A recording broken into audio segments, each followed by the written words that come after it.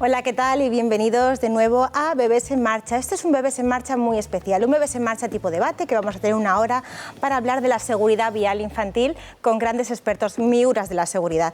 Pero antes de nada, antes de ponernos en faena, quiero invitarles a las redes sociales que nos comuniquen lo que sienten, lo que quieren. ¿A quién quieres que entrevistemos a alguien? Dínoslo. ¿Te ha pasado algo? ¿Tienes una anécdota con tu bebé? Para eso estamos, para escucharte, porque lo más importante de este programa es que tú estás ahí detrás. Y bueno, vamos a empezar el programa y quiero presentar aquí a mi derecha tenemos a Cristina Barroso, un rostro muy familiar del programa. Cristina. Hola, ¿qué tal? Cristina es consultora en sistemas de retención infantil, portavoz del modelo sueco de seguridad vial infantil y además una compañera estupenda que tengo aquí a mi derecha. Seguimos con Ana Urbieta. Hola, a ver si... Ana Urbieta, ¿qué tal? Eres doctora en Ciencias Físicas de la Universidad Complutense. A tu lado tenemos a Francisco López Valdés. Muchas gracias. Nunca me habían llamado miura de la seguridad, Pues pero me ha encantado. Has tenido que llegar a mí. Hoy es lo que sois. Francisco, eres doctor en Ingeniería Mecánica y Aeroespacial, especializado en biomecánica por la Universidad de Virginia y profesor de mecánica de ICAI, la Universidad Pontífica de Comillas. Luego seguimos por el otro lado, que me voy a marear la realización, por favor, seguimos por aquí. Tenemos a Sergi Ferris. Hola, ¿qué tal? Sergi, eres ingeniero experto en homologaciones de sistemas de seguridad pasiva con una trayectoria de más de 10 años homologando todo tipo de sistemas, incluido las sillitas infantiles. Sí. Sergi, tienes un currículum bastante fuerte, ¿eh? Bueno, se hace lo que se puede. Y además eres antiguo delegado de España del GRSP Group de las Naciones Unidas. Bueno, ya nos explicarás qué es ese grupo para entendernos, porque aquí de tú a tú yo tampoco lo conozco. De acuerdo. Y a tu derecha tenemos con nosotros a Jesús Rodríguez. Jesús, eres guardia civil, además eres premio ciudadano Polefreno en seguridad vial infantil y bueno, tienes un blog maravilloso, una página web que es Seguridad Vial en Familia. Muchas gracias, Diana. Que yo creo que hemos aprendido y aprendemos todos de ti, de tus ayudas y además estás continuamente dando charlas y ofreciendo talleres y cursos para hacer llegar a los padres la información que necesitamos para tener a nuestros niños protegidos. Pero antes de nada vamos a dar paso a unos vídeos que nos van a explicar todo lo que vamos a debatir. Las personas, igual que los materiales, nos rompemos y del mismo modo que un material tiene un punto de fatiga, una persona tiene un límite de resistencia. Entonces, ¿qué tenemos que saber desde un punto de vista estricto de biomecánica? Pues en primer lugar, cómo actúa una fuerza y eso forma parte de la física que hay que analizar. En segundo lugar, hasta dónde llega la resistencia del ocupante cuando se ve sometido a esa fuerza. Entonces, con esas dos cosas recurrimos a un ingeniero y le pedimos que por favor diseñe un sistema que mantenga la acción de la fuerza por debajo del límite de resistencia del ocupante. Eso es biomecánica. Y a mí, llegados a este punto, siempre me gusta poner un ejemplo que es el del paracaídas. Si yo te pregunto a ti, y lo hago mucho esto, lo hago mucho, ¿qué es mejor, Diana, saltar con paracaídas o sin él? Con paracaídas, obviamente. Obviamente. ¿Y si el paracaídas va atado al cuello? Tengo retención del ocupante porque lo estoy sujetando, tengo absorción de energía por parte de la campana y de los elásticos, pero la desviación no la tengo porque la estoy desviando hacia una zona del cuerpo que no lo puede resistir. Necesito las tres. Entonces tendemos en España a pensar que con sujetar a un niño en el coche es suficiente. No, hay que sujetarle con eficacia, hay que ponerle en un sistema sujeto a biomecánica, que haya analizado sus características morfológicas y que mantenga a la física que va a actuar en el coche por debajo de su límite de resistencia. Los sistemas están sujetos a biomecánica, cinturón de seguridad de 3 puntos de anclaje y la silla orientada al sentido contrario de la marcha. Uno se pregunta ¿por qué o cuál es la clave entre Suecia y el resto del mundo? Pues yo creo que la clave está en el nivel de exigencia por parte de en este caso, las autoridades. En el resto del mundo se habla de fallecidos y se pone el foco en el fallecido. En Suecia, sin embargo, se pone el foco en el lesionado. Su objetivo es la lesión cero. Es como pretender llevar una clase al sobresaliente. Pues habrá mucha gente de sobresaliente y habrá gente que se quede en el notable o en el bien. Pero si aspiras al suficiente, es muy posible que la gente suspenda en un porcentaje.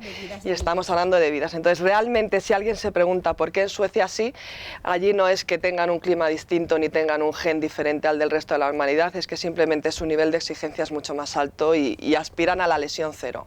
Y esto que tú tienes aquí delante y que ha hecho historia, es el único sistema diseñado para o con el potencial de alcanzar la lesión cero.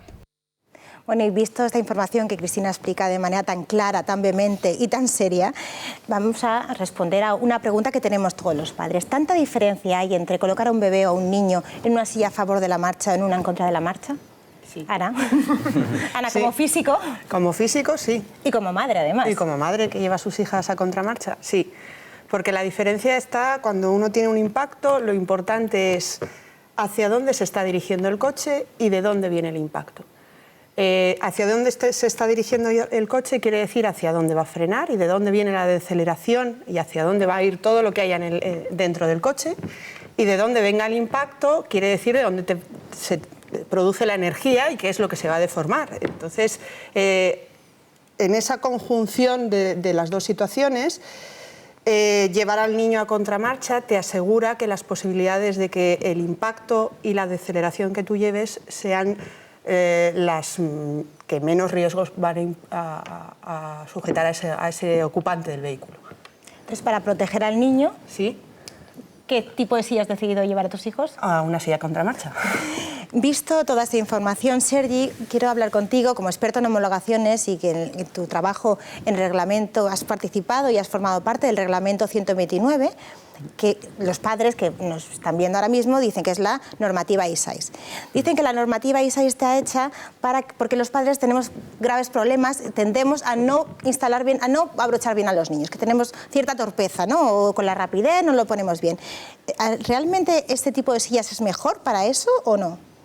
A ver, hay un poco ¿Es tan de todo, frecuente ¿no? el error en los padres? El error es frecuente, pero el inicio del reglamento 129 se plantea en el 2008 y su razón de ser es una actualización técnica. ¿Por qué? Porque desde el año 97 empieza el proyecto Euro NCAP, que hace una mejora increíble de los coches, ¿no? Entonces, cuando se llega en el año 2007... donde tenemos coches muy actualizados, con airbags laterales, con airbags frontales, con limitadores de carga, con un montón de novedades que han hecho que la seguridad de los coches haya avanzado muchísimo, vemos que estamos trabajando con un reglamento diseñado en el año 80, donde todas estas actualizaciones que afectan realmente al niño y a la retención de los sistemas de retención no corresponden con ese tipo de reglamento. A partir de ahí se plantea una modificación del reglamento 44 en un inicio y después acaba siendo el reglamento 129, donde intenta actualizar todo este tipo de cosas, o sea, la bancada de homologaciones, nuevos dummies, nuevo impacto lateral, una serie de diferentes mejoras, cambio, por ejemplo, de las medidas del niño, en lugar de hablar de kilos, hablaremos de medidas del niño, o sea, de altura del niño. Con todas esas actualizaciones, dentro de esas actualizaciones, una de las cosas que se ve en el año 2007 que es mejorable es la instalación de los sistemas. Vemos que hay muchos casos de malos usos, alrededor del 70% de las sillas en el año 2007-2008 van mal instaladas. Con lo cual, el planteamiento del nuevo reglamento es vamos a fijar las sillas con el sistema que menos riesgo tiene. Y ese sistema es el ISOFIX con la pata de soporte. Pero es una de las facetas del desarrollo del nuevo reglamento, no la única. ¿Una silla entonces a contramarcha tiene mayor margen de error y por tanto más riesgo de lesión? No por estar a contramarcha. Si tenemos una silla a contramarcha con ISOFIX y pata de apoyo, por ejemplo, que es la misma instalación exactamente que la que podría tener una silla a favor de la marcha, no hay más riesgo. Tenemos que entender que los mal usos, lo que se llama misuse, el mal uso de una silla, se divide en dos partes. Por un lado, el mal uso de la instalación de la silla, que acaba representando sobre el 25% de los casos, y el mal uso a la hora de instalar al niño, y eso acaba representando el 45% de los casos, y eso implica que no fijamos correctamente el arnés. Entonces, con esta información, Cristina... Claro, aquí la cuestión es, con independencia de la situación real o de la diferencia que hay, yo creo que la cuestión es, en lugar de fijarnos en el mal uso, vamos a fijarnos en el uso correcto, en el exquisito. ¿Qué capacidad tiene una silla a contramarcha para proteger a un niño en un escenario de exquisita instalación? ¿Y qué capacidad tiene una silla a favor de la marcha para proteger a un niño en una exquisita instalación? ¿Cuál es la diferencia entre una y la otra? Centrándonos en la exquisitez. ¿Por qué? Porque la correcta instalación de una silla es única, pero la imaginación de los padres es infinita. ¿vale? Entonces, entrar en ese tipo de debates es bastante complicado. Yo tengo un estudio, y lo tengo aquí conmigo, que se realizó en Suecia, que se presentó en IRCOVI del año 2013. No sé si estabas tú presente allí. Pero donde se hablaba de 6 décadas de sillas a contramarcha en Suecia, se centraron únicamente en los datos que oscilaban desde el año 1992 hasta el año 2011, y los niños que fallecieron en sillas a contramarcha eran 15, de los cuales, salvo uno en el que la silla iba mal instalada y salió volando porque no iba correctamente instalada, el resto fueron por causas ajenas al sistema, es decir, incendio, aplastamiento, intrusión. Sin embargo, en ese estudio también se hablaba del misuse del que hablábamos aquí, y te detectaba un 44%, es decir, a lo mejor en España estamos en un 70% y en Suecia, con una cultura de seguridad mucho más larga, han conseguido reducir eso al 44%, pero a pesar de que de cada 10 sillas, 4 van mal instaladas, las estadísticas de accidentología achacables al propio sistema son fabulosas, en el sentido de que si hay un incendio te da igual la posición de la silla, si te aplasta da igual la posición de la silla, ¿no? Entonces, eso trasladado a los sistemas a favor de la marcha, ¿qué diferencia presenta? Es decir, ¿se puede culpar tanto al padre de hacerlo mal? Esa es la pregunta. Yo también como madre digo, ¿será culpa nuestra? ¿Se puede culpar tanto al padre de hacerlo mal todo el rato? ¿O un padre que lo ha hecho todo exquisitamente no tiene realmente las garantías de que un niño a favor de la marcha vaya a salir ileso, que es lo que él quiere cuando compra la silla? Francisco, por ejemplo, te miro a ti, te pongo en un compromiso. Como experto en biomecánica, ¿no? Vamos a hablar con Francisco.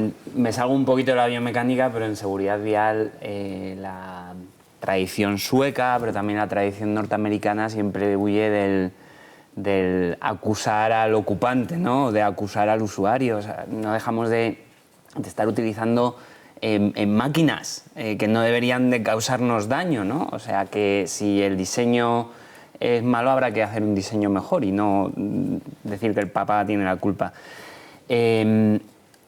Volviendo al tema de contramarcha y a favor de la marcha, yo creo que un ejemplo muy claro es el de los pilotos de Fórmula 1, ¿no? Como van los pilotos de Fórmula 1, van perfectamente restringidos con su arnés, dentro de su habitáculo muy reducido, pero además lleva un sistema que es el HANS, ¿no? Que hace que todo su cuerpo se mueva de forma uniforme, de forma homogénea, es decir, que no se vaya la cabeza por un lado y el cuerpo por otro, ¿no? Ese tipo de protección es el que tendrías en un sistema contramarcha, en un impacto frontal, en el que toda la pelvis, la espalda y la cabeza trabajan en la misma dirección, ¿no? En el sistema a favor de la marcha sería distinto. Entonces, si tengo que elegir entre una cosa y otra, elegiría siempre marcha. No solo para un niño, sino para cualquiera de nosotros. A mí se me ha venido la imagen de Fernando Alonso. El cuello de Fernando Alonso está muy desarrollado, es grande, está muy musculado, y ves el cuello de un bebé o de un niño hasta 4 o 5 años completamente frágil. Que no tiene. Busca el cuello.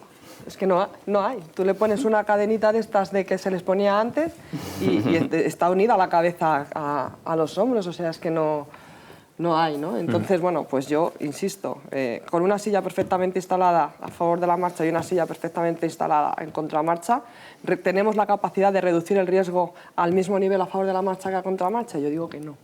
No, estoy totalmente de acuerdo que no.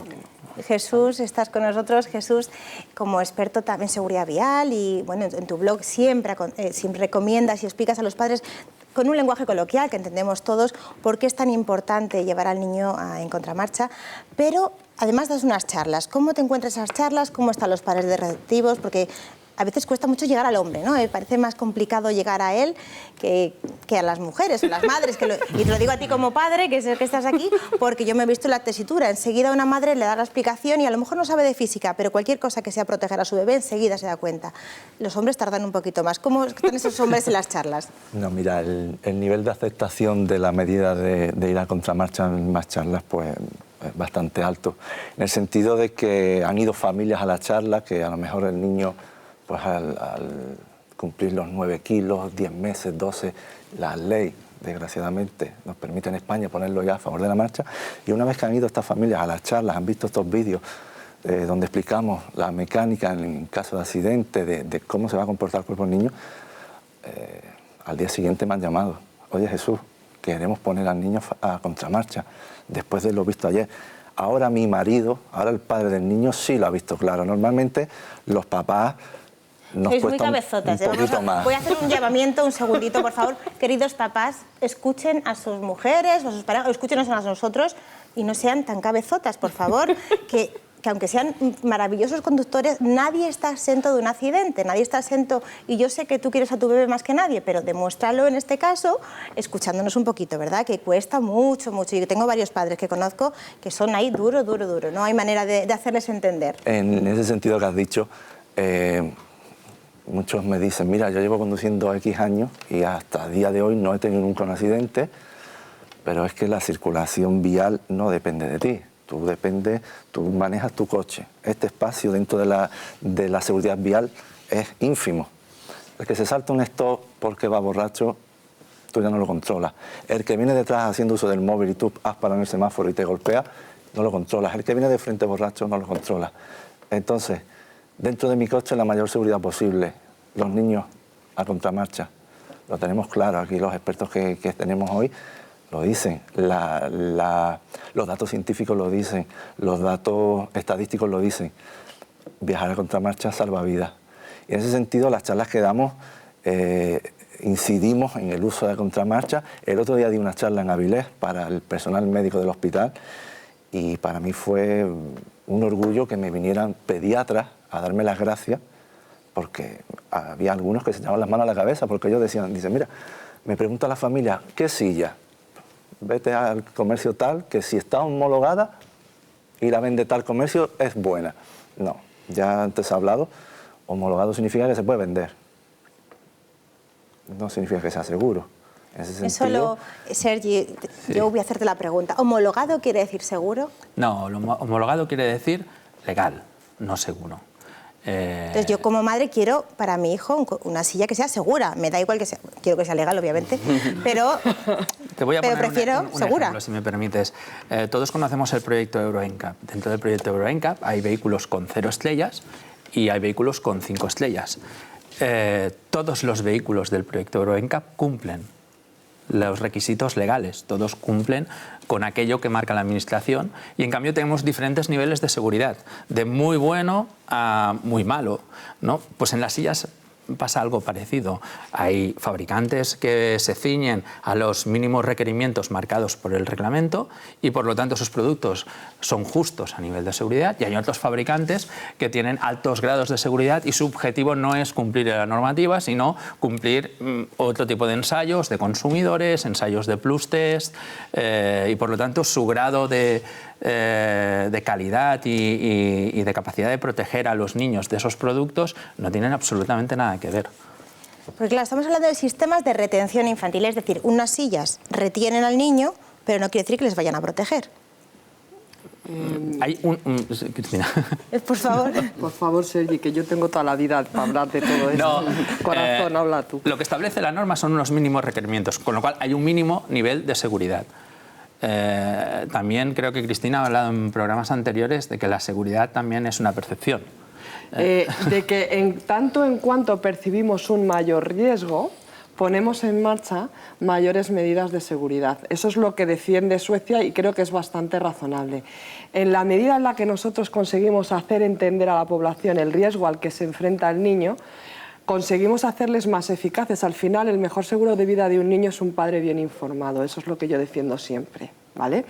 Entonces, nuestro objetivo, el de las personas que nos dedicamos a informar sobre seguridad, como Jesús, como Sergi desde su espacio, como Fran desde el suyo, incluso como Ana desde la universidad, porque cada uno desde su área, al final lo que defendemos es la seguridad, nuestro objetivo tiene que ser que la gente nos entienda. Entonces yo tengo una manera de explicarlo, ellos tienen la suya, pero es verdad que si un padre no ve un riesgo, no tiene por qué adoptar una medida de seguridad. Y a día de hoy hay muchos padres que consideran que es muy seguro y muy aceptable que su niño vaya en una silla a favor de la marcha con un arnés. Y yo, el otro día, en una conversación sobre este tema, decía, vamos a ver, aquí hay una presunción. Es decir, yo, llevándomelo al extremo contrario, con respecto a un fabricante de armas, yo creo que su objetivo es matar gente. ¿Creéis que el objetivo de un fabricante de armas es matar gente? Yo sí. No, yo no. Mi opinión sí. Yo creo que el objetivo de un fabricante de armas es que le compren las armas. Entonces, si los padres miramos una silla y pensamos que el objetivo del fabricante que ha hecho esa silla es salvar la vida de nuestro hijo, nos estamos equivocando porque posiblemente el fabricante lo que pretende es vender su silla. Entonces el mercado establece unas normas, un fair play para todos, tirando a bajito, más bien justito, ¿vale? Entonces una normativa siempre va a estar ahí. Y una normativa de sillas va a estar ahí abajo y una normativa de coches va a estar ahí abajo. Lo que pasa es que con los adultos tenemos un Euro NCAP que ha puesto en valor sistemas de seguridad pasiva a mayores y que ha conseguido que el consumidor vaya al concesionario y diga, sí, pero a mí me lo pones con todos los airbags, con todo tal, porque ha conseguido que el consumidor aumente su percepción del riesgo. Y el objetivo que tendríamos que tener con respecto a las sillas es exactamente el mismo. Genial que estén homologadas, pero a mí dame una que me proteja. En la que el niño ni se despeine. Ni se despeine. ¿Existe eso? Sí. Y esa contramarcha, para los que me escuchan, para 1, 2, 3, 4, 34 y 84 años, ¿vale? También en la redacción tenemos ese debate. También a contramarcha el mayor tiempo posible. ¿No le caben las piernas? Sí, sí le caben. Luego hablamos. Claro que le caben. Hablabas de la percepción del riesgo y, bueno, Jesús, como experto, además como guardia civil, que ha visto, desgraciadamente, accidentes continuamente, has hablado, por ejemplo, del golpe, el impacto trasero. Por alcance. Por alcance. La típica pregunta. Ana, explícanos, porque yo cuando voy, ya he logrado convencer un poquito a una madre, un padre, dice, ya, ¿y si me dan por alcance? ¿Qué pasa? ¿Es lo mismo? ¿Es igual de seguro? ¿Qué sucede? No, Desde la física, por favor. No es lo mismo un impacto por alcance en una silla a contramarcha que un impacto frontal en una silla a favor de la marcha. Como he dicho antes, lo importante es hacia dónde se mueve el vehículo y de dónde viene el impacto. Entonces, cuando a ti te dan el típico impacto por alcance es que estás frenando en una retención, estás frenando en un semáforo, estás parado en cualquier sitio y viene alguien despistado que no se da cuenta y frena y te pega un golpe por detrás. Claro, tú estás parado. Luego, si en una silla a favor de la marcha, si te dan por detrás, bueno, pues te empujan. En una silla a contramarcha, pues lo mismo. ¿Qué pasa? Que la percepción que tú tienes por la ley de la inercia de Newton y estas cosas es que la cabeza sale hacia adelante, pero no es cierto. La cabeza simplemente se queda atrás, que es una cosa muy diferente. Entonces, te dan por detrás, el niño que va a contramarcha mueve todo su cuerpo hacia atrás, la cabeza se queda un poco retenida, pero enseguida vuelve para atrás porque no se despega. De posiblemente ni despeinarse. Ni despeinarse, efectivamente. ¿Vale? Entonces, no importa. A mí me está viniendo la imagen de los coches de choque. Exactamente, cuando un coche de choque te da detrás, haces lo mismo. Te vas para adelante. Yo me voy hacia adelante, igual. Lo que pasa es que esto es un tema que sí me gustaría que ella aclarara, ¿Sí? Porque la gente, desde su mente, cuando le hablas de este tipo de cosas, se imagina que los coches son 2 bolas de billar. No. ¿Son 2 bolas de billar, Ana? No, claro, no, ¿verdad? No son 2 bolas de billar. Los coches además se deforman. Son de plastilina. Y cuanto más se deforman, de hecho los coches modernos se hacen para que se deforme mucho su carrocería y el habitáculo permanezca lo más intacto posible, porque así la energía del impacto se disipa en esa deformación. Los coches antiguos, todos recordamos esos coches que tenían esa carrocería tan dura, que te pegaban un golpe y entonces toda la energía iba a la carrocería, al habitáculo y todo acababa hecho polvo. Pero no, los coches son plastilina, o algo moldeable que intenta disipar la energía de forma que vaya a sitios donde no están las personas, que es lo importante en un coche. Muchas gracias, Ana. Francisco, usted está especializado en investigación del comportamiento de los niños con respecto a los dummies, que hemos hablado. Vamos a explicar lo que es un dummy. Un dummy es el muñequito o el maniquí que se utiliza en las pruebas de impacto para simular el cuerpo de una persona, ya sea de un bebé, de un niño o de un adulto. Estos dummies se utilizan para homologar las sillas. Los dummies que se utilizan para simular las lesiones de los niños, ¿reproducen fielmente al niño? No, pero un dummy no tiene lesiones. Un dummy claro, ¿cómo podemos saber? Un dummy está hecho para poder ser usado tantas veces como sea posible en estos choques de homologación de sillas, ¿no? Y ojalá que no se rompieran nunca, porque además son unos instrumentos muy caros. Los dummies miden valores de parámetros físicos, ya sean aceleraciones, ya sean fuerzas, ya sea rotación. Y lo que pretendemos es encontrar cómo esos valores se relacionan con la probabilidad de tener una lesión, pues un traumatismo craneoencefálico, una lesión en el tórax, la que sea. Y ahí es donde está la parte difícil de la ecuación y la parte que a día de hoy todavía no conocemos. Los dummies de adultos están más avanzados, son más biofieles, se parecen más al adulto y hay unos valores de referencia para saber si en función de esa aceleración voy a tener o no una lesión. En el caso de los niños no lo conocemos. Lo que hemos hecho es usar unas relaciones matemáticas curiosas, no voy a entrar en... para escalar. Es decir, bueno, pues si Jesús, que está ahí en plena forma, ¿no? Pues si él aguanta 3.000 newtons de fuerza en el cuello, pues un niño que es más pequeño, 1.850. No es así, ¿no? Pero unas relaciones matemáticas que no son correctas, que nos permiten obtener esos valores para los niños. Pero no sabemos. ¿Y en qué se basan entonces esos límites impuestos por la normativa? Porque no están basados en los niños reales, según estoy entendiendo. Efectivamente, efectivamente, no están basados en niños reales. La historia es una historia muy interesante de conveniencia y practicidad. ¿Conveniencia de quién? Conveniencia, ¿O para quién? Conveniencia de que había que desarrollar una normativa precisamente para poder homologar y vender productos. Había unas restricciones técnicas que eran unos dummies muy... espartanos, muy básicos inicialmente y unos instrumentos de medida, estamos hablando de los años 70, que eran también muy básicos y entonces podíamos medir aceleraciones. Y además a una frecuencia muy determinada y lo que fuera. Y se establecieron con esos medios técnicos de la época. Cuando Sergi hablaba de los dummies P y los dummies Q, que es cierto que los dummies Q suponen una evolución respecto de los P. Vamos a explicar un segundito, Sergi, por favor, los dummies Q y los dummies P. Los dummies P son con los que se homologan las sillas R4404 y los Q son con los que se homologan la UN-129. Cristina, muy bien traducido. O sea, los Q son más nuevos que los P, se introducen en la modificación de la norma con la ambición de poder prevenir más lesiones y, sin embargo, los límites biomecánicos que se usan en los Q proceden de los mismos estudios de hace 40 años que se usaron en los P. Entonces, un padre, yo me pongo en la piel del padre, cuando va a comprar una silla para su bebé recién nacido, ¿qué tiene que buscar? Que sea contramarcha. Y ya está. No, pero aunque sea contramarcha, luego tiene que saber, ¿quiere normativa I6 o normativa R44? La contramarcha es la matrícula de honor y la normativa es el 4 o el 4,5 en la R44 y el 5 en la UN-129. Al que tiene matrícula de honor, ¿qué más le da lo que ocurra aquí abajo? Eso es lo que no estamos entendiendo con respecto a trasladar el debate de la seguridad a una normativa.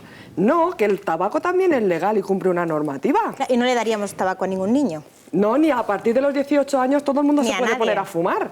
O sea, están los límites establecidos por el mercado. ¿Para qué? Sobre todo porque, vamos a ver, para una respuesta directa a una pregunta directa. ¿Qué porcentaje, Sergi, del documento de la normativa, me da igual que sea la R44 que la UN-129, estrictamente se ciña al comportamiento de la silla en el ensayo? ¿Qué porcentaje de todo lo que pone ahí? Bueno, es difícil más o decirlo, menos. pero... A ojo, como hacían los biomecánicos. Pero lo que es la definición de los criterios de homologación, estamos hablando de 2 párrafos, 3 párrafos. 2 párrafos de 170, 180... Otra cosa, después hay todos los criterios de ensayo de componentes, de definición de los protocolos de ensayo, de definición del protocolo de homologaciones. Claro, es que una homologación es una apuesta en común de países y técnicos para que todos cumplan las mismas reglas del juego y las sillas se comporten en todos los sitios igual. Pero al consumidor se le está trasladando que eso es solo un compendio de requisitos estrictamente de seguridad de los dispositivos. Bueno, pues no. Son las reglas del juego, es el protocolo. Sí, lo que hace la normativa. Lo que pasa es que confunde muchísimo a los padres. Porque si estás todo el día, la ISAI, claro que le confundes. No, dicen, está homologado. Bueno, si está homologado, como hemos dicho, como homologado no era sinónimo de seguro, pero un padre no tiene por qué tener tanta información. Jesús, tú que estás continuamente con los padres mano a mano, cuando les explicas que el riesgo también cuando un niño va a favor de la marcha es la decapitación interna, ¿cómo se lo explicas? Bueno, en el sentido de lo que hemos estado hablando aquí, tenemos que tener claro que en caso de una colisión frontal, que como he dicho, es el accidente peor, el peor escenario que te puedes encontrar.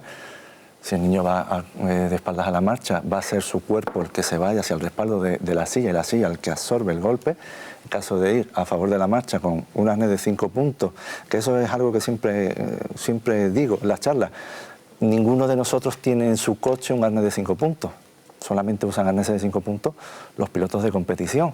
De 6 o de 8 o de 7. Sí, como a Fernando Alonso que estábamos hablando. Y a Fernando Alonso, pues entre el casco, el mono, lleva el famoso Y Haas. un bebé ni lleva el casco, ni lleva el Haas, ni lleva el mono, ni tiene el cuerpo como En ese Fernando sentido, cuando haces alusión a esa comparación, los padres lo suelen ver muy claro, ¿vale? El que el niño que si va a favor de la marcha con el arnés va a salir su cabecita disparada, una cabecita que pesa en relación a su cuerpo bastante y que lo que lo sostiene es un cuello sin muscular, sin definir en ese sentido. Yo te digo que de las charlas la gente cuando ven los vídeos que solemos poner en ese sentido de los accidentes quedan bastante concienciados. Es más, te quedas mirándolos a ellos y se miran como diciendo, ¡buah, mi madre!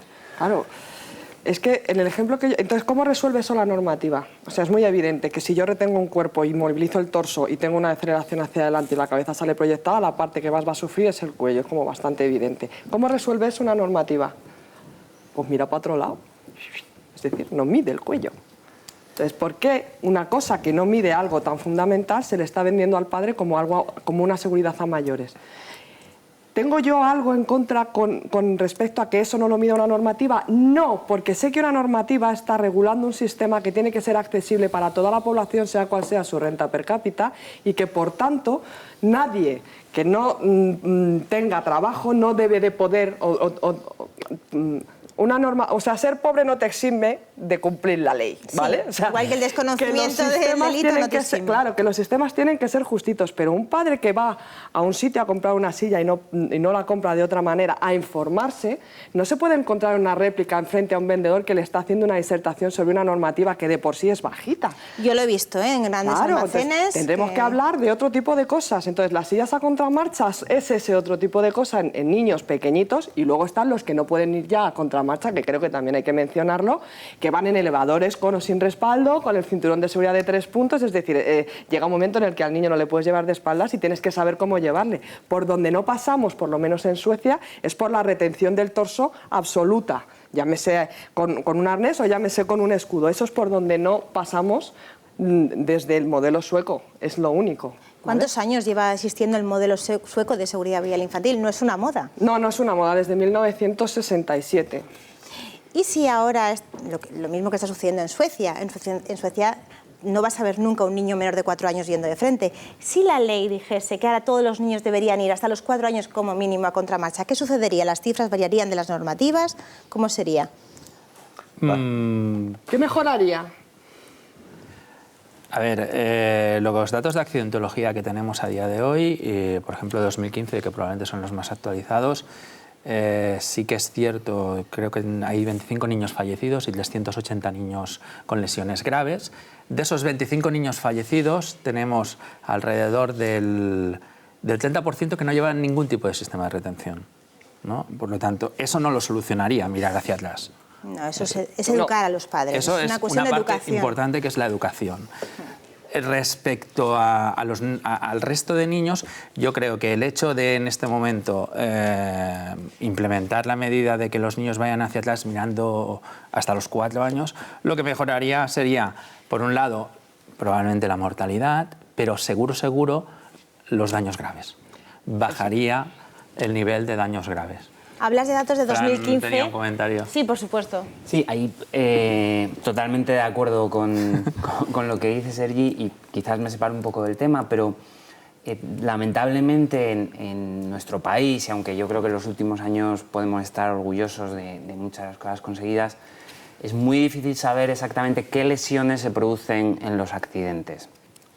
Bueno, Jesús, tú trabajas en atestados y te enfrentas día a día con esto, pero una vez determinado si por supuesto si hay un fallecido, está claro, pero herido leve, herido grave, Hasta hace unos pocos años había una forma de clasificarlos, hace relativamente poco ya interviene si hay un ingreso hospitalario o no, que tiene mucha más relación con lo que puede pasar, pero ahí nos quedamos ya sin información, es decir, si hay cualquier lesión cervical en un niño, etcétera, no lo sabemos. No lo sabemos. Podemos contar los muertos, podemos contar los heridos graves sabiendo que son niños que han tenido ingreso hospitalario, pero no sabemos qué lesiones están teniendo esos niños.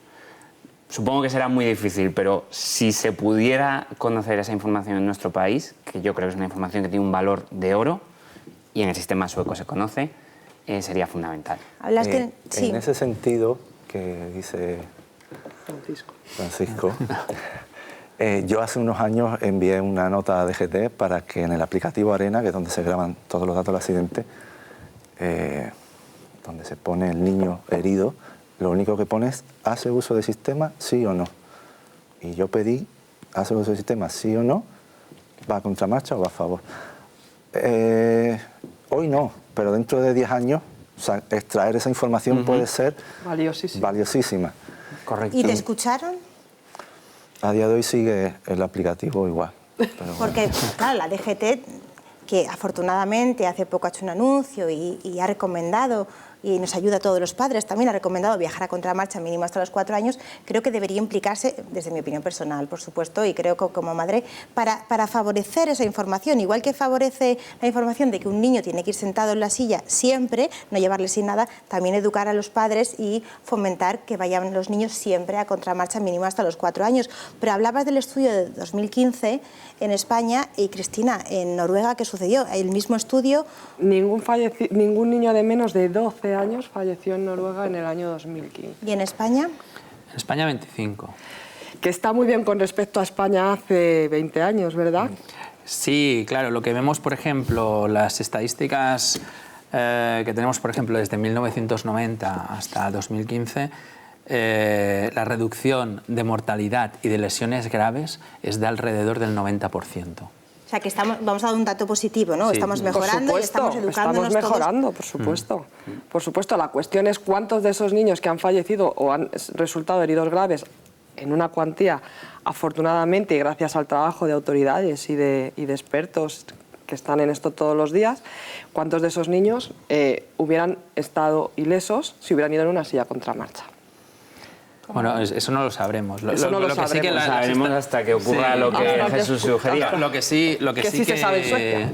Lo que sí que estamos viendo por las estadísticas es que estamos entrando en un nivel de no mejora. O sea, los datos están entrando en un escalado de un año tenemos más, un año tenemos menos, pero que no estamos haciendo reducciones. En los últimos años no hay unas reducciones drásticas, ¿no? Entonces, creo que es un buen momento para actuar respecto a lo que comentábamos. Es decir, de esta manera no conseguimos bajar más los heridos graves, no conseguimos bajar más la mortalidad.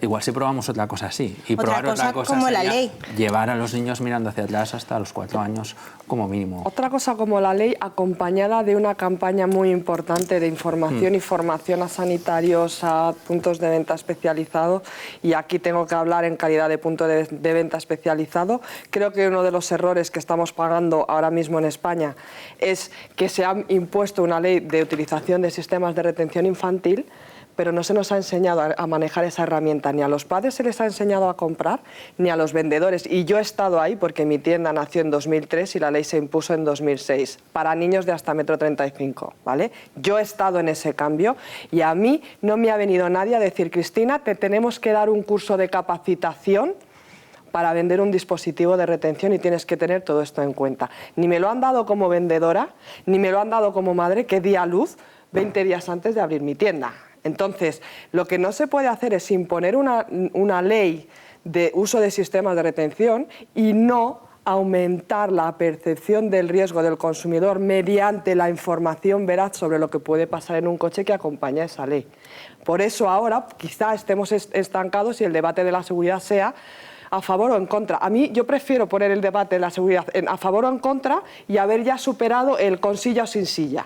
No, a favor o en contra, fenomenal. Estamos evolucionando y estamos educándonos, pero El siguiente paso es siempre en contra, hasta menos de 4 años, hasta los 4 años mínimo. Por favor, Jesús, ¿querías hablar? Sí, lo que hemos comentado de hacer obligatorio el uso de sillas hasta los 4 años a contramarcha, bien es cierto que en la última reforma del Reglamento General, el primer borrador que salió ya se planteaba el ir ¿Y qué pasó? Yo pregunto a los políticos desde aquí, a las autoridades, por favor, no tienen ustedes hijos, no tienen nietos o bebés, ¿por qué no lo hacen obligatorio?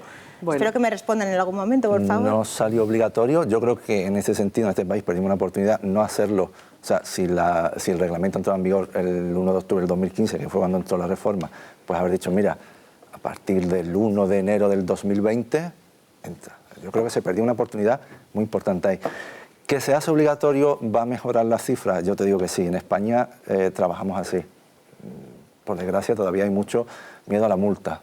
El carné por puntos, tras una mejora en relación a la seguridad vial, una mejora que los 2 últimos años la hemos perdido, hemos vuelto a no respetar la carretera hay que respetarla, porque la carretera, en el sentido de que no respeta ni al que lleva un Audi ni al que lleva un Panda. La carretera, el accidente lo tiene todo el mundo. En ese sentido, hacer obligatorio el uso de sillas hasta los 4 años sería una gran idea. Lo que dice Cristina, pero eso tiene que ir acompañado de algo más. Claro, de un convencimiento. Tú tienes que formar a los policías, tienes que formar a los sanitarios, tienes que formar a los vendedores, tú tienes que formar al conjunto entero. No puedo decir, a partir de tal fecha, esto. Y las personas que están obligadas, digamos, a hacer llevar esa ley en la carretera no tengan formación, a los sanitarios que van a recibir a las madres en estos cursos de preparación al parto no sepan nada, y a los vendedores un mínimo de formación, porque hay vendedores que están ahí pues porque Dios lo puso. En el sentido, no, yo te voy a hablar de mi caso. Yo vivo al lado de un gran almacén en Las Palmas de Gran Canaria, y yo fui con mi mujer a comprar la silla, y yo me acuerdo que llegué al chico, a Policultura, le dije, quiero una silla a contramarcha de 0 a 18 kilos con plus T. La cara del chico fue esta, y me empezó a decir que eso no existía. Bueno, sí existe, pero eso solo se da en los países nórdicos, porque los niños allí son diferentes. Digo, mira, diferentes, ¿por qué? Porque tienen 6 brazos o tal. En el sentido, yo me fui de allí, de aquel comercio, y me fui a otro, y me encontré el 90% de la misma explicación. Yo hace 5 años me tuve que ir de la isla de Gran Canaria para adquirir el sistema que yo quería para mi hijo. Hoy en día se puede encontrar, pero ya prácticamente toda España encontramos los sistemas. Eso es lo que quiero, que si hacemos obligatorio el uso hasta los 4 años, tiene que llevar aparejado que todas las personas que estamos alrededor de eso tengamos una mínima formación. Has hablado del plus test y, bueno, creo que los espectadores deberían entender en qué consiste. ¿Nos lo puedes explicar en un segundo? Con las manos. Con las manos, explícalo con las manos, Cristina. El plus test es una prueba que se realiza en Suecia, que está fundamentada en la normativa de homologación que impusieron ellos en 1975, donde obtuvieron una serie de valores que en ningún caso podrían ser superados por sillas a favor de la marcha, y ellos dijeron que cualquier silla que superase ese valor no se podría vender en Suecia.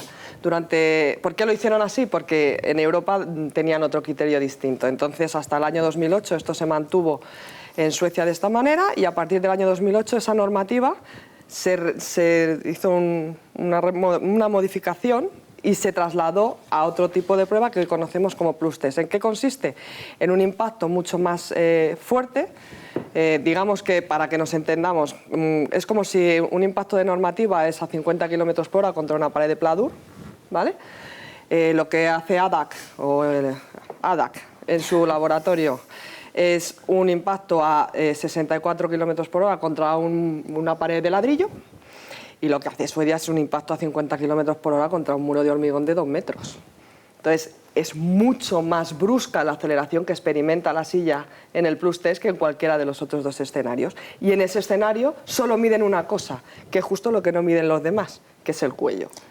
Entonces, estamos hablando de un sistema con unos valores de cuello que en las edades más bajas son medidos y tienen un límite marcado, que será teórico, como el resto, pero lo cierto es que es el más bajo del que tenían constancia y no lo superan, y sobre todo una resistencia de toda la estructura de la silla que exige que sea mucho más resistente, lógicamente, porque el impacto es mucho más duro.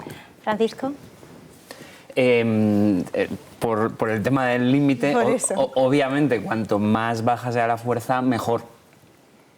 ¿Vale? Pero establecer unos criterios de blanco-negro en función de límites que no sabemos cómo se hace en la normativa, yo creo que, asumiendo que es una ley de mínimos, me gustaría que saliésemos de aquí con el convencimiento de que es mejorable, ¿no? Y de que tenemos que mejorarlo, porque no es un aparato de tele nuevo que me compro en casa, sino que es donde vamos a poner a nuestros hijos, ¿no? Entonces, ¿hasta qué punto la muerte de un solo niño es aceptable, ¿no? ¿O es negociable? Yo creo que ninguno. Cuando hablas un tanto por ciento de lesión, bueno, es que debería ser 0, ¿no? Debería ser 0.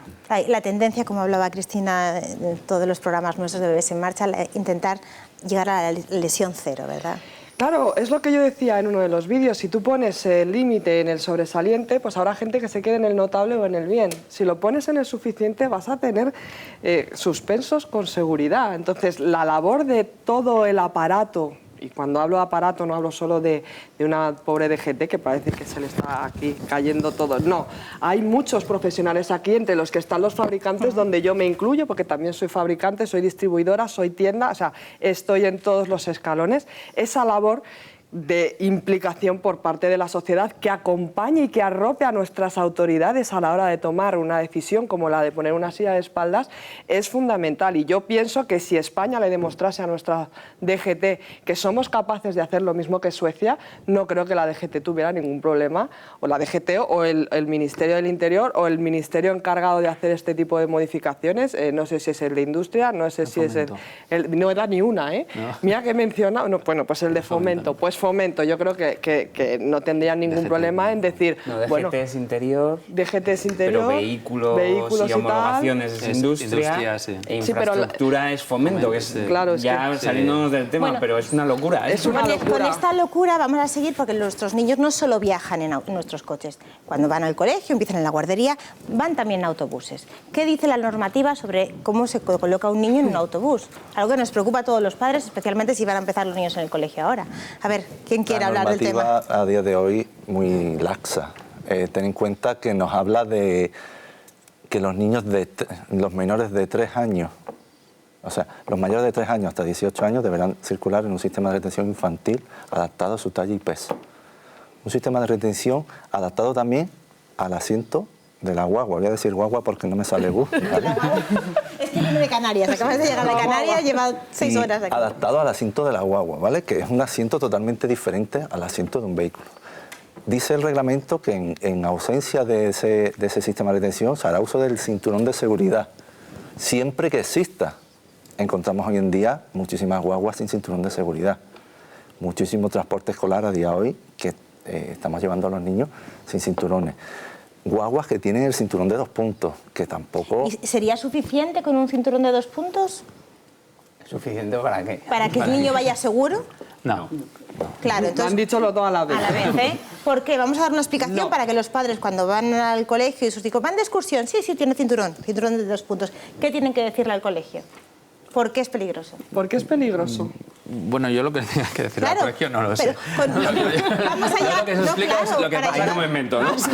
Con el colegio lo que yo os explico, por qué no es suficientemente seguro un cinturón de 2 puntos. O sea, lo que intentamos proteger cuando fijamos a un niño en un autobús son 2 partes. O sea, por un lado, evitar el submarining, o sea, eso implica la presión excesiva del cinturón en partes blandas del abdomen, en esta parte. Eso por un lado, y segundo lado, segunda parte, cuando hablamos de cinturón de 3 puntos, que el cinturón no pase cerca del cuello, que eso es la parte sensible. Con lo cual, ni un cinturón de 2 puntos, ni un cinturón de 3 puntos en un niño pequeño cumplen con esa prescripción. En ambos casos aparecen submarining, aparecen intrusiones abdominales. ¿Podemos explicar qué quiere decir el submarino? El submarino básicamente es... Efecto submarino, ¿no? Pero para que las personas que nos están viendo creo que deben entenderlo de una manera más sencilla, por favor. Sí, no, es muy sencillo. Es un efecto que lo que hace es que la parte ventral del cinturón tiende a subirse y cuando recibe la carga tiende a subirse y en lugar de estar en el sitio que toca, que es en la pelvis, empieza a presionar partes blandas del niño, como estómago, todo lo que es el abdomen, y eso evidentemente delante de un choque lo que le provoca son lesiones internas importantes. Con lo cual, como un cinturón de 2 puntos en un autobús está diseñado para un adulto y para la pelvis de un adulto y un 3 puntos, dime. Y yo el otro día monté un número tratando de ponerme un cinturón tremendo, ¿eh? O sea que con... Sí. Sí, porque pues, me quedaba media pierna. Claro. Entonces, como está diseñado para un adulto, es evidente que esas dimensiones no son adecuadas para las dimensiones de niño. Entonces estamos poniendo en riesgo a nuestros hijos cuando van de excursión o van todos los días al colegio. Sí. ¿Sí? ¿Sí? ¿Y qué Ana. habría que hacer? ¿De qué manera deberían de viajar nuestros niños en un autobús? Desde mi punto de vista, yo creo que la manera correcta es que las butacas de los autobuses lleven un cinturón de 3 puntos y utilicemos un alzador homologado por el reglamento 44. Y estén a contramarcha. No. Yo creo que el tema de la contramarcha en un autobús... pero Sí, hasta los 3 años o 4, sí. Cuando un niño cuando va en una guardería o va a la excursión en infantil con 3 o 4 años, con muchas madres Claro. que yo he leído en grupos de Facebook, yo creo que Ana también hemos estado y lo hemos visto, yo no le voy a llevar a mi hijo, sé que se va a quedar sin excursión, pero es que si va a ir mirando del frente y con un cinturón de 2 puntos... Ya, lo que pasa es que hay que diferenciar entre... Claro, el transporte escolar en general empieza a los 3 años, 3-4 años. Lo que es la definición de transporte escolar. Antes no es transporte escolar, de acuerdo con el Real Decreto 443/2001. Entonces, ¿te ha gustado? Sí, ha quedado perfecto lo del Real Decreto, pero seguimos, por favor. Entonces, es el que define el transporte escolar en España. Entonces, claro, a partir de 4 años, o de 3 años, sería adecuado ya colocar a un niño con un cojín de elevación, con un booster, un cinturón de 3 puntos. Y tenemos que tener en cuenta una cosa, no es lo mismo un accidente, la deceleración que recibe un autobús en caso de un accidente, en caso de un choque, que la que recibe un turismo. Un turismo puede estar recibiendo por normativa sobre 20 Gs, pero en la realidad sobre unos 36, 38, 40 Gs, que al final es parecido a la prueba de Euro NCAP. Y un autobús, los máximos deceleraciones que se han visto en accidente real, en estudios reales, son 15 Gs, pero lo habitual es estar entre 8 y 12 Gs, con lo cual estamos hablando de... Hablamos de las Gs y, bueno, Ana, por favor, cuéntanos. No, es una cuestión de la masa, el autobús es muy grande. Exactamente. Y entonces la energía que recibe del impacto la está distribuyendo en mucho más masa. Entonces no tienen nada que ver lo que es un automóvil con un autobús. Entonces, podemos estar tranquilos los padres para niños a partir de 4 años, hemos dicho, si van con el booster, o sea, el alzador con respaldo. Mi opinión es que deberían ir, no sé el resto de... mi opinión es que deberían ir con cinturón de 3 puntos y booster. Eso garantizaría la seguridad de los Booster niños. es el elevador sin respaldo, bueno, sí, es que... tan demonizado en este país porque resulta que parece que se va a autodestruir en 3, 2, 1 y, en fin, o sea, es una cosa que le tienen ahí... porque no tiene el respaldo. Bueno, pues para un autobús, por ejemplo, sería la herramienta perfecta, transportable para un niño y que se pudiera poner en un cinturón de 3 puntos de hecho, anclaje. por ejemplo, en Singapur, que no es el país que tenemos como paradigma de seguridad, el transporte escolar, todos los niños van con cinturón de 3 puntos y booster. Bueno, por eso dicen que es la Suecia de Asia. No sé. Y en tanto en cuanto tú a un autobús le dotas con un cinturón de 3 puntos de anclaje, si hay niños de menos de 4 o 3 años que tengan que viajar, los padres deberían poder tener acceso a ese autobús e instalar una silla a contramarcha. Claro. ¿Por qué? Porque el problema que nos encontramos a mayores con sillas a contramarcha, por ejemplo, en una butaca de autobús de 2 puntos de anclaje, es que no se puede anclar. Entonces, no podemos llevarles con un sistema de ninguna de las maneras. Y ahí está hablándonos el reglamento de circulación de llevar a un niño en un sistema de retención adecuado a su talla y edad. ¿Quiere esto decir que un niño de 5 años con un cinturón de 2 puntos de anclaje va seguro porque ese cinturón de 2 puntos de anclaje es adecuado a su talla y edad, Sergi? Y digo Sergi porque es experto en homologaciones de butacas de autobuses. Aquí. No, o sea, yo creo que el problema del artículo 117 del Reglamento General de Circulación, que es el que define todo esto, es que no está desarrollado. O sea, se queda en decir que debemos, o sea, que los niños pueden ir con cinturón de 2 puntos siempre que sea adecuado a su talla y edad, pero no desarrolla lo que es adecuado a su talla y edad. Y lo deja a la libertad de la Guardia Civil o del padre, del colegio. Del colegio, de no se sabe bien quién. Entonces, del acompañante, del adulto acompañante que va con los niños de excursión. Pero en ese sentido, digamos que hoy en día las familias que se han concienciado en llevar a sus hijos de manera segura, que para ellos han investigado, han buscado información para llevar a sus niños seguros, de espaldas a la marcha en el coche, están buscando la manera de llevar a los niños seguros en las guaguas. Y nos estamos encontrando que, en mi caso, yo tengo que hablar de mi caso, yo llevo a mi hijo a las excursiones, lo llevo yo, lo llevo a la madre, lo llevo a los abuelos, porque yo no llevo a mi hijo en el bus que contrata el colegio. Porque hay días que aparece un bus sin cinturones, hay un día que aparece un bus con cinturones de 2 puntos. En ese sentido, yo no voy a subir a mi hijo ahí. Y si yo me he investigado, me he concienciado, he buscado las fuentes para llevar a mi niño seguro en el vehículo mío particular, ¿cómo voy a permitir llevar a mi hijo en la guagua de una manera no segura? Yo creo que, Jesús, nos quedamos con tu pregunta, porque creo que es la que nos hacemos todos los padres, que una vez tenemos la información, ¿cómo vamos a poner en riesgo a nuestro hijo?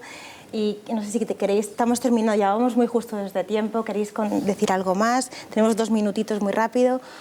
Bueno, yo creo que ya... Una frase titular por cada uno, ¿no? Claro. Un titular. Pero muy rápido, muy por favor. rapidito. Bueno, pero que empiece Cristina. Pero para que Cristina tiempo, no. porque Cristina... Doña Titulares, Cristina es la mejor dando titulares. Sí.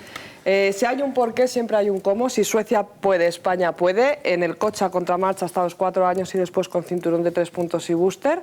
Y en el autobús, señores papás españoles, están ustedes en vuestro derecho o en su derecho de exigir al colegio que proporcionen la herramienta necesaria para circular con sus hijos a diario en el vehículo, en el autobús que contraten. Si ustedes insisten, no tendrán más narices que proporcionarles un autobús con un cinturón de 3 puntos y resolvemos las 2 cosas. Pues yo creo que ha quedado muy claro, gracias a toda la mesa, esta mesa, como he dicho yo, de miuras de la seguridad. Y vamos a recordar lo que decía Walt Disney, que si todos tenemos el coraje para perseguir un sueño, se puede lograr. Y yo creo que esta mesa tiene el sueño de que todos los niños viajen hasta los 4 años como mínimo a contramarcha. El mío también es así. Les veo mañana aquí en Déjate Historias Televisión. Gracias.